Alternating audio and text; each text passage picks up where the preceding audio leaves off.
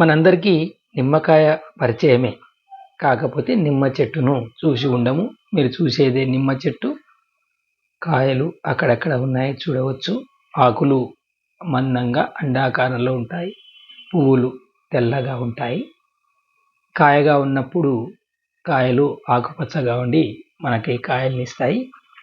అత్యంత ఆరోగ్యకరంగా ఉండేటువంటి కాయల్నిచ్చేటువంటి చెట్టు నిమ్మ చెట్టు. నిమ్మ రసము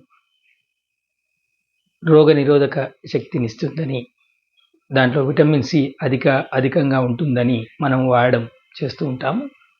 నిమ్మ రసాన్ని ఉప్పు, పంచదార, తేనెలతో కలిపి ఆరోగ్య రక్షణకై తీసుకుంటూ ఉంటాం.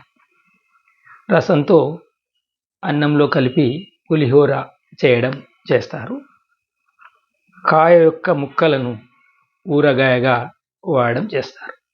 వేసవి కాలంలో షర్బతు, శీతల పానీయాలు, నిల్వ ఉండేటువంటి పానీయాలు తయారు చేయడానికి నిమ్మ ఎంతో అవసరము. నిమ్మకాయ రసాన్ని ఉపయోగిస్తారు. ఆకుపచ్చ రంగులో ఉంటాయి కాయలు మొదటగా. తరువాత ఈ కాయలు నిదానంగా పసుపు పచ్చ రంగు లోపలికి మారి ఉంటాయి. కాయగా ఉన్నప్పుడు కొంచెం రసం తక్కువగా ఉంటుంది.